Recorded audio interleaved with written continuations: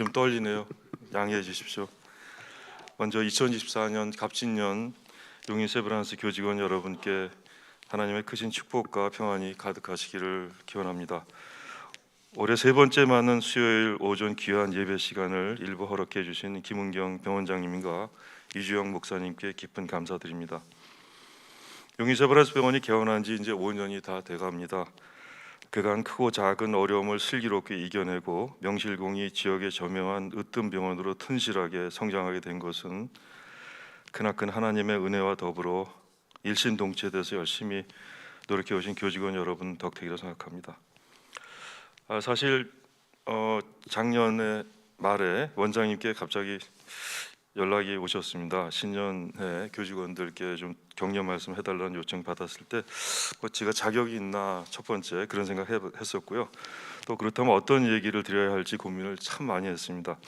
고민 끝에 통상적인 미사역으로 하나님의 성경 말씀, 하나님 말씀 또 모든 얘기 아부하는 그런 형태의 얘기보다는 제가 느꼈던 개인적인 경험과 소회를 솔직하게 말씀드리는 것이 여러분들께 좀 도움이 될 것 같아서 준비해 봤습니다. 모든 인간이 그렇지만 저 역시 불완전한 사람으로 미래가 불투명하고 더구나 많은 면에서 고달픈 현실이 밖에 나가면 엄연히 존재합니다. 과연 어떻게 살아가는 것이 과연 지혜로운 방법이고 올바른 삶인지는 역사서나 성경에 많이 나와 있고 우리가 많이 참조합니다. 다양한 삶, 평범한 삶부터 헌신적인 삶, 영웅적인 삶, 다양한 삶이 나름 목표가 있지만 우리는 과연 어떠한 가치로 살아갈 것인지에 대해서 매일매일 생각하지 않을 수 없습니다.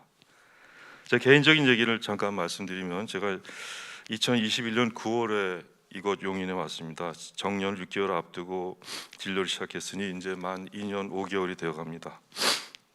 처음 왔을 때 비교해 보면은 확실하게 외래나 입원 환자 증가세가 뚜렷하고 여러 시스템이 상당히 좋아졌습니다. 정말 체감합니다. 특히 원무과 앞을 지나갈 때는 환자들이 대기하는 그 명수가 너무나 많고 또 낮에 어쩌다 수술실 밖에서 외래 다녀보면은 환자나 보호자들이 너무 붐벼 있어서 제가 병원의 성장을 체감하는 경우가 많습니다.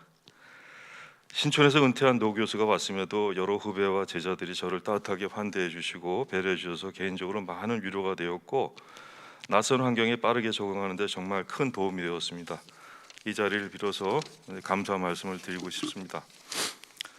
은퇴 전 실은 몇십 년을 신촌에서 잘 갖추어진 진료 인프라 여러분 아신 것처럼 전공의 전임의 후배 교수들이 많이 포진된 편한 환경에 있다가 이곳 신생병원 용인에 와서 접하게 된 급격한 환경 변화는 저같이 은퇴한 특히 외과 교수가 적응하기는 정말 어려운 지경이었습니다.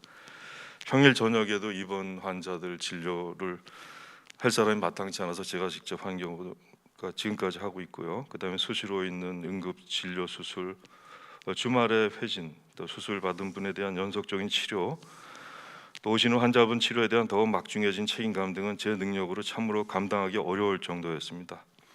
또한 여러 가지 문제점이 이제 노출되고 아직 불안정한 시스템 등으로 몸과 마음이 많이 지쳐가는 상황이 연속이었습니다. 이러한 지침의 연속 속에서 은퇴 후에 여유 있는 생활하는 주변 분들을 보면서 과연 제가 올바른 은퇴의 삶을 지내고 있는가에 대한 의문을 아주 강하게 종종하게 되었습니다. 은퇴 후 여유를 사치로 치부하더라도 완전 그 반대로 일주일 내내 출근해서 굳은 살과 마디가 손에 박히면서 정신적 여유가 전혀 없는 고단한 나날이 지속되었습니다. 지금 생각해 보면 용인에서 지내온 2년 5개월의 인고의 시간을 저를 오히려 정화하고 단련하게 만든 귀한 시간이 아니었을까 하는 생각을 하게 됩니다. 자기도 모르게 구축된 이기적인 편안한 삶 혹은 최고인 양 착각한 교만으로 포장된 겸손한 삶에 대한 환상을 반성하면서 보다 겸손되어 자신을 객관적으로 돌아보게 된 시간이 되었다고 생각합니다. 그렇게 생각하면 오히려 감사한 마음이 듭니다. 저도 크리스천이기 때문에 그런 생각을 하게 된 것 같습니다. 특히 아픈 환자들과 가족들의 고통을 좀 더 가까이서 보고 직접 느끼게 되었고 또 아픈 환자를 돌보시는 간병인들을 접하면서 그들의 삶의 고단함을 좀 더 깊숙이 알게 되었습니다. 또 환자 가족들 직접 대하는 기회가 더 많아지면서 그 주변의 상황과 가족 간의 갈등, 고민, 그 그 속에 산재된 결코 가볍지 않은 고통을 가까이 지켜보면서 병고와 삶 자체에 대한 깊은 성찰을 할 기회가 너무나 많았습니다.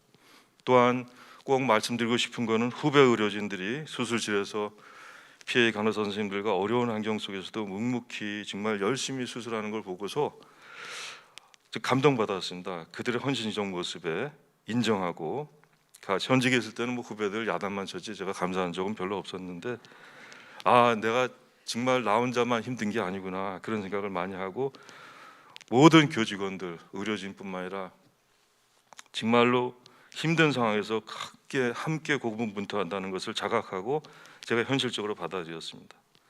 없는 살림에 제가 구차하게 자꾸 요구하는 것도 민망하고, 그래서 이게 나의 운명이구나. 그래서 직접적이고 간접적인 시련들은 은퇴 후 교수인 저에게 주어진 소명을 좀 더 구체적으로 역설적으로 느끼는 계기가 된 듯합니다. 참 돌이켜보면 그동안 참 감사하게도 저는 의사로서, 특히 외과 교수로서 대가 없이 잘 제 직무를 수행했다고 생각하고 하나님께 항상 감사한 마음을 갖고 살았는데, 이렇게 힘들고 어려운 상황을 이렇게 통과하면서 깊은 성찰을 주신 은혜를 또 감사하게 생각합니다. 익숙했던 좋은 환경에 젖어서 정말 편하게 살던 그때 못 듣던 환자 보호자 소리에 둔하게 된 제 몸과 영혼을 깨워서 다시금 새롭게 하시려고 준비하셨던 것이 아닌가 생각합니다. 영적인 믿음과 신념을 더욱 견고하게 하시고 의료인으로서 당연히 해야 될 아픈 이웃들에게 더욱 헌신하게 되는 계기를 하나님께 기도하게 됐습니다. 정말 인술하지만 인술을 구현하는 것은 현재 아픔을 함께 나누고 치유하면서 완성된다는 것을 다시 한번 상기하고, 더구나 이는 결코 쉬운 과정이 아니라는 것을 뼈저리게 되새기게 되었습니다. 50년 전 제가 의과대학에 입학했을 때 순수한 정신을 다시 한번 되새기고, 사랑으로 정성을 키워주신 부모님 뜻을 항상 존중하며 존경하는 스승님들의 가르침을 이어받아 많은 제자들에게 강조했던 의술과 인술의 본질을 상기하며 몸소 실천하는 계기가 되기를 앞으로 기도하겠습니다. 오랜 세월 동안 바래지고 희미해질 줄 모르는 가장 중요한 인술의 가치를 다시금 몸과 마음에 각인하는 계기가 된 것 같습니다. 제가 많이 지치고 힘들지라도 용인세브란스의 의료진을 믿고 내원하는 환자분과 가족분들을 더욱 존중하고 그분들을 더욱 정성껏 진료하고자 하는 의지를 더 굳건히 하는 마음을 다지게 된 계기였던 것 같습니다. 제가 이러한 동기부여가 새롭게 돼서 저에게 오는, 또 우리 병원에 오는 모든 환자, 또 주변 동료인들을 우리가 어려운 상황에서 같이 동료 의식을 더 강하게 생기게 됐고, 소명 의식을 더 강하게 하게 됐습니다. 미온했던 신앙을 점검하여 하나님과의 소통을 유지 발전시키고, 또한 성령께 항상 깨어 있게 하심의 은혜를 간구하며 부족한 제가 좀 더 당신의 도구로 적극적으로 쓰여지기를 매일매일 기도하고 있습니다. 이사야 42장 3절 말씀을 잠깐 말씀드리겠습니다. 여러분 잘 아시는 성경 구절인데, 상한 갈 때도 꺾지 않고 꺼져가는 촛불 심지도 끄지 않으시는 그는 쇠하지도 않고 낙담하지 않으며 끝내 세상의 공의를 세울 것이니, 이런 말씀을 제가 소개하고 싶습니다. 또한 우리 모두는 이 땅에 씨를 뿌리는 사람들이 아닌가 생각합니다. 씨를 뿌리는 사람들은 인내하고 기다림의 영성이 필요하다고 합니다. 좋은 열매를 희망하고 기도하는 마음, 이를 위해서는 필요한 것이 넓고 깊고 단단한 영적 성숙과 가치가 필요하며, 생명 존중 마음과 측은지심을 바탕으로 동료와의 소통을 통해서 우리 기독병원의 사명 가치를 승성해야 하겠습니다. 또 성경 구절에 시편 116장 소개하겠습니다. 눈물로 씨 뿌리는 이들 환호하며 거두리라. 뿌릴 씨를 들고 울며 가더니 곡식단 들고 환호하며 돌아오리라. 조금 딱딱한 얘기를 마치고 아주 유쾌한 한상을 잠깐 하겠습니다. 2074년 50년 뒤에 원장실에 날아가서 제가 원장님과 부원장 대화를 잠깐 듣겠습니다. 부원장이 원장님께 말씀드렸어요. 원장님, 지금 요즘 큰 고민거리가 몇 개 있습니다. 뭐야? 그랬더니, 아니 우리 용인세브란스 병원 식당이 너무나 유명해갖고 요 근처 삼성 반도체 클러스터하고 용인시청 직원들이 위장 전입을 해서 점심 때 식사를 하고 도망간다는 거예요. 그래서 우리 직원들이 먹을 게 없어서 그건 말도 안 돼. 우리 직원 식당의 퀄리티가 높다는 걸 알고 있지만 이렇게 될 줄이야 정말 몰랐는데, 영양 과장님한테 얘기해서 레시피를 절대 비밀로 하고 절대 단속을 잘 하도록 하십시오.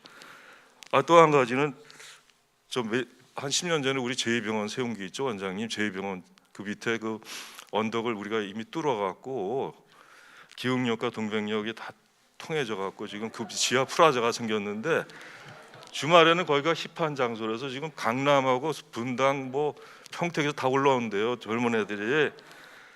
그래서 지금 난리 났습니다, 주말에 여기 교통이. 그래서 좋은 일이지 뭐. 그런데 더 큰 문제가 있습니다. 지금 신촌 강남 세브란스가 틈틈이 손을 벌리고 있어요. 우리 병원 수입이 너무 좋다고. 야 부원장, 거 네가 알아서 적당히 좀 해. 귀찮아. 예. 그런 거 마지막으로 원장님 말씀드릴 게 있는데, 요 근처 요양병원에 2대 병원장 하신 김은경 할머니가 계시는데, 그분이 지금 100세가 넘으셨는데 최고 장수 기록에 도전한답니다. 그 원장님이 정말 뭐 진료 무슨 뭐든지 그 도전 아이콘인데 지금까지 그 도전하고 계시는.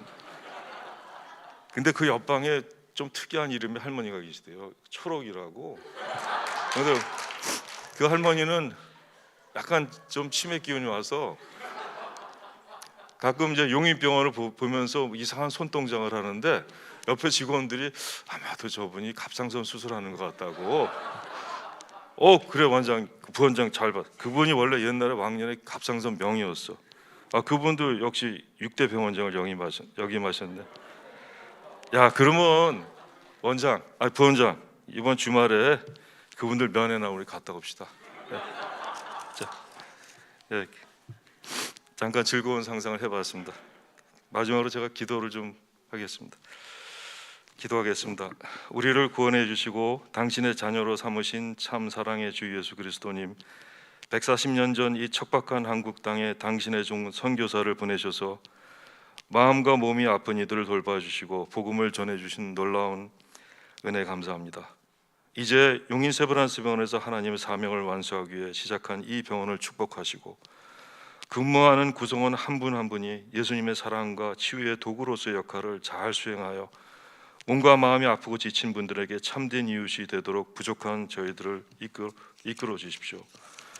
또한 성령께서 같이 하셔서 늘 깨어 있고 거룩함에 머물도록 도와주십시오. 장차 반드시 올 미래의 하나님의 영광을 위해 서로 격려하고 신뢰하도록 도와주십시오. 모든 말씀 우리 구원하신 예수 그리스도의 이름으로 기도드립니다.